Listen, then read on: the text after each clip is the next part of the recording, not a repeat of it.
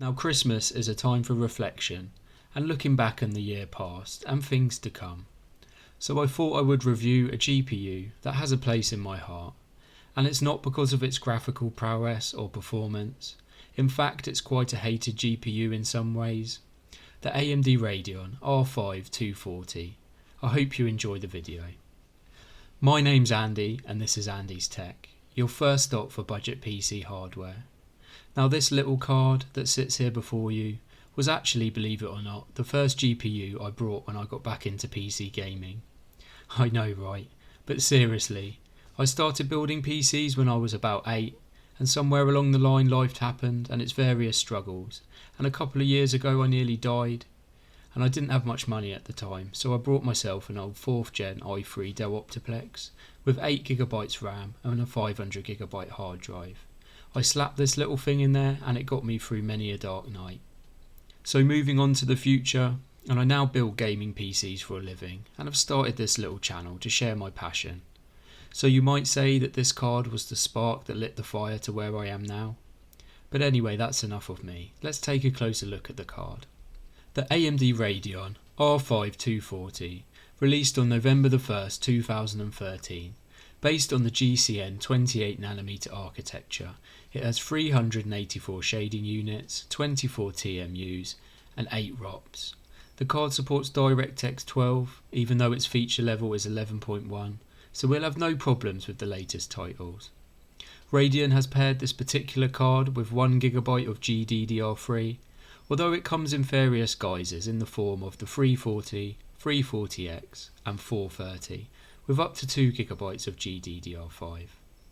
Now it is a single slot card with a TDP of 50 watts, so it's perfect to slap in a small form factor PC. And what's best, it can be picked up on sites like eBay for £10 to £15 by now, with free shipping. Just to note, I'm not recommending this card in this review, but merely supplying the facts and performance figures, in order for you to come to a better understanding of its capability in today's world. So I guess it's about time to test some games on our little R5 240. But before we do that, let me just show you the overclock I put on the card. Now stock out of the box, this card runs at 825MHz on the core and 1000MHz on the memory, and we could pretty much just crank the sliders all the way up and ended up with 1025 on the core and 1200 on the memory. So it's not a bad little overclocker too, and that's about 20% over stock, and it was stable for all the games I tested today, keeping cool also with a maximum temp of 57. First up of the 3 games I tested today is CSGO. Now I've tried to keep the game selection to titles that this GPU could be used for, and these are the 3 games I played the most on the card a couple of years ago.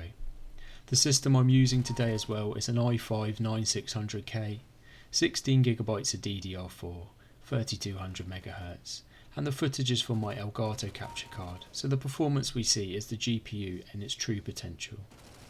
At 720p we were getting an average of 89 FPS with 1% lows of 37.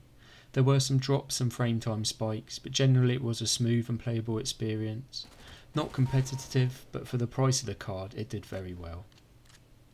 Fortnite next, and with the performance API selected at 720p, with epic view distance we were returning an 87 FPS average over 3 games, with 1% lows of 31. That's not bad. I've played this game with a GT 710 and the 240 walks all over it. This was perfectly fine for playing with friends and would give you no complaints considering the cost of the card today. Last up we have GTA 5, a AAA title from a few years ago and can still push hardware today when you crank up the settings. But alas, we were running at 720p normal settings, which is the game's low. Not being an FPS title, I'm quite happy to play GTA 5 at a stable 30 plus FPS, and we had no problems doing that today, with an average of 48 and 1% lows of 35. The frame time graph was nice and steady as well, and an all round good experience. That brings us to the end of the video today. I hope you enjoyed taking a look at this little R5 240, an understated card for its price I believe, and certainly if you can pick up a 2GB GDDR5 version, a more than capable GPU for playing some light esports titles at the end of 2021. Thank you for taking the time to watch the video today. Please leave a like or a comment down below. I'd love to hear what you guys have to say.